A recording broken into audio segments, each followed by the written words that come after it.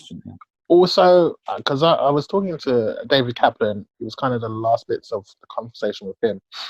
He explained to me the principles of dark energy, and apparently that the energy in the universe is increasing, and the universe is expanding, which I was like, that was just a mind-blowing thing for me, because I was like, what do you mean?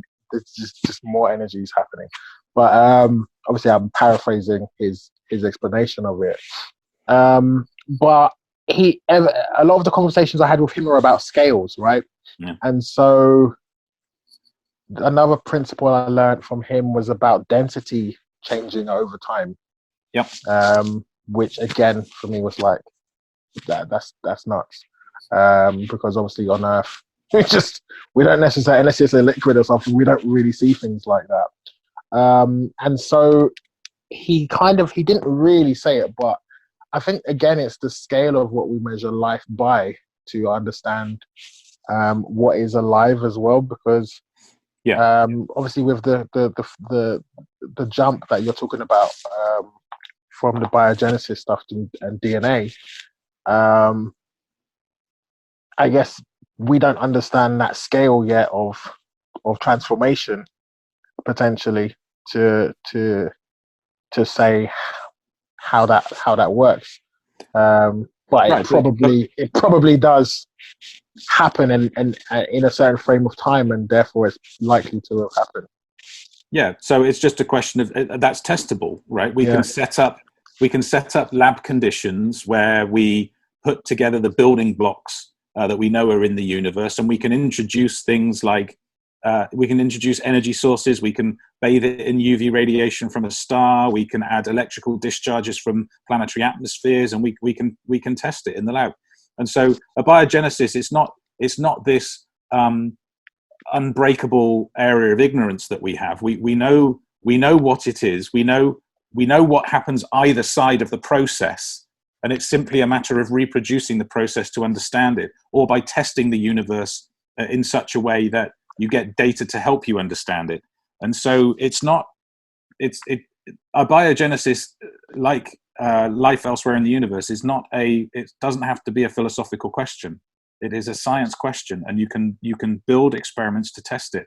And we'll learn more and more and more. And I'm confident that eventually the human race will understand the biogenesis, and so that leaves us with the initial trigger of the universe, and that I think is still very tricky. I don't yet think we have come up with a test for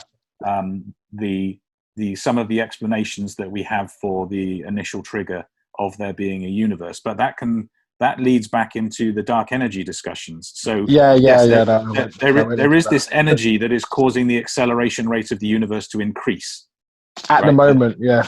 At the moment, yeah. So if you go further, so there are defined periods in the history of the universe where there's different dominant forces. Yeah. And so in the very early universe, it's dominated by radiation, and then as it cools, it gets dominated by matter. And we seem to be on the cusp between a change from matter dominance to dark energy dominance. Yeah. And so what that means is the volume of the universe is increasing, which means the energy per unit volume of the universe is dropping, which means the universe is getting colder faster. And so as the universe expands and expands and expands and expands and expands, and we're talking trillions of years into the future, the energy per unit volume of the universe is going to asymptote to zero. And so I would be surprised if something like a 0-point energy or a vacuum fluctuation wasn't mentioned when you were having discussions about the way the density of the universe evolves. We're not talking like human life scales, right? So you can't the density of your cup of water isn't going to change anytime soon.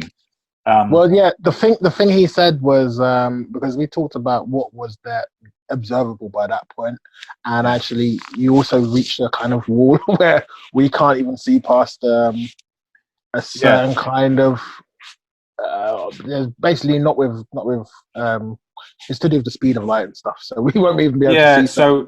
so so there's something known as the cosmic horizon, Yeah. which basically means that the universe has expanded so much that you cannot actually see the edge of the universe. Exactly. Yeah. So Well, that's what you cannot see the boundaries of the universe is a better way of putting it. So right now, for example, we can see the cosmic microwave background because it has not exceeded our cosmic horizon. But eventually, the cosmic microwave background will be a signal that is no longer detectable, because essentially it will be redshifted to a point where we can no longer detect it, which means that any signals coming from that far away in the universe will be at wavelengths that we cannot detect, because the wavelengths are so long. The wavelengths are like longer than the wavelength of the solar system or something like that. So we're living at a point of time in the universe where we do have detectors that are capable of demonstrating the presence of the cosmic microwave background. So imagine a civilization that notices, billions of years into the future. I think it's something like 45 billion years. When the universe is 45 billion years old, if there's a planet that forms an intelligent life comes onto that surface and they develop the technology to measure the cosmic microwave background, they won't be able to see it. There won't be a technology capable of seeing it. So some people say that we live in a privileged time in the universe where the universe still demonstrates its origins to us. Do you think by that same token then that